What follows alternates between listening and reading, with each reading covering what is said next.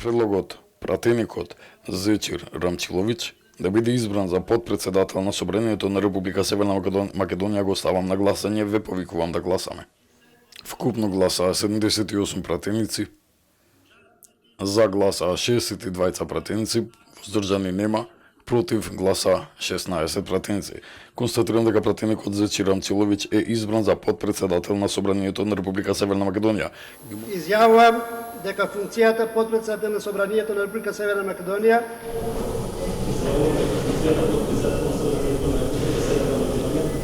ќе ја вршам совесно и одговорно и ќе го почитувам Уставот и законите на Република Северна Македонија.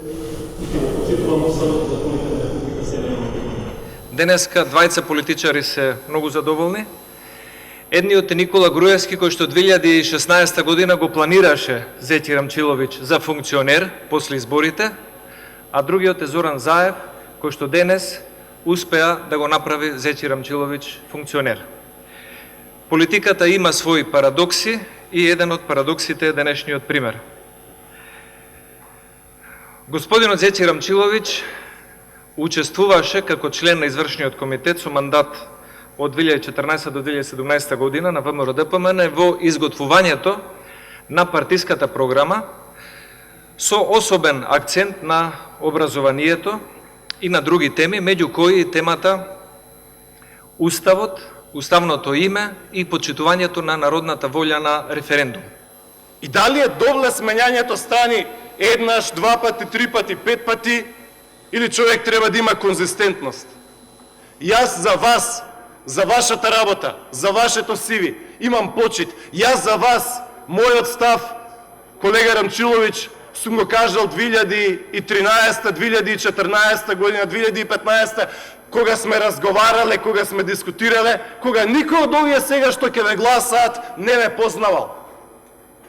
Кога сум отишол на промоција на ваша книга, во време на оваа страховлада, јас, мојот став, колега Рамчиловиќ, према вас, вашето CV, вашите верувања, вашите погледи, сум ги кажал, уште еднаш ке речам, кога сум отишол, кога сум се среќавал, кога сме биле колеги, кога сме иделе заедно во кампања.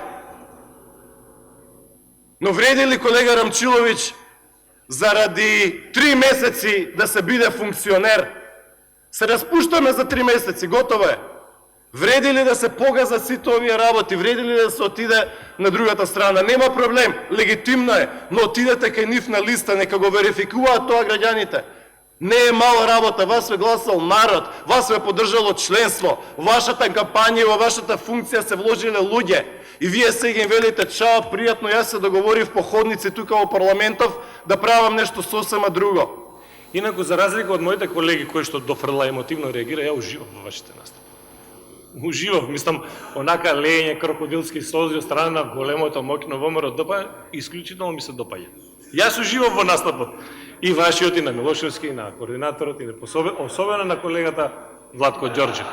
Така да најголемата реформа што ја направија граѓаните, тоа што ВМРО-ДПМН го тера во опозиција и таму ќе се остане уште подолг период.